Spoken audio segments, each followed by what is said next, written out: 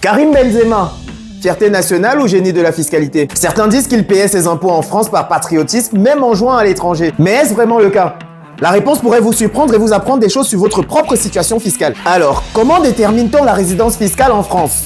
3 points. D'abord, où tu vis. Si tu passes plus de 183 jours en France dans l'année, alors tu es résident fiscal français. Mais Benzema, il vivait à Madrid et maintenant à Riyad, donc next. Ensuite, où tu travailles. Ton activité professionnelle principale détermine aussi ta résidence fiscale. Benzema joue en Espagne et maintenant en Arabie Saoudite, toujours pas en France. Alors, est-ce que les fans de Benzema sont complètement à côté de la plaque? C'est là qu'entre le troisième critère, où tu gagnes ton argent. Là, on parle du lieu où tu investis, gères tes affaires ou encaisses tes principaux revenus. Et c'est ici que les choses deviennent intéressantes pour Benzema. Et non, être résident fiscal français ne dépend pas de la quantité de croissants que tu manges. Et vous, avez-vous réfléchi à où vous êtes fiscalement rattaché? Vous pourriez être surpris. Laisse-moi t'introduire le principe de personne physique et morale. C'est là que ça devient technique, mais reste avec moi. Personne physique, c'est toi, moi, Benzema. Et personne morale, c'est une entreprise. Et devine quoi? Benzema avait une société en France pour gérer ses droits à l'image. Alors non, une personne morale, c'est pas quelqu'un de gentil et une personne physique, c'est pas un athlète. Une personne physique peut donc créer une ou plusieurs personnes morales. Chose souvent conseillée aux footballeurs pour dissocier leurs revenus d'activité footballistique des autres revenus,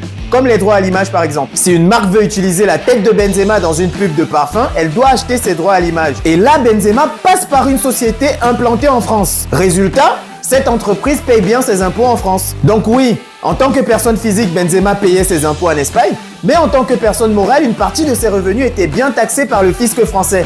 Malin, non? En résumé, Benzema n'est pas simplement un génie du ballon rond. Il applique des stratégies utilisées par les plus grands entrepreneurs pour optimiser sa fiscalité. Une partie en Espagne, une partie en France. Il aurait même pu choisir des paradis fiscaux comme Dubaï ou l'Irlande, mais il a choisi la France. Comme quoi Benzema, c'est peut-être un patriote fiscal après tout. Ces stratégies, elles ne sont pas réservées qu'aux footballeurs.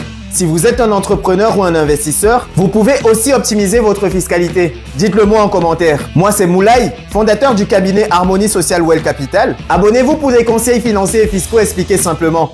À bientôt!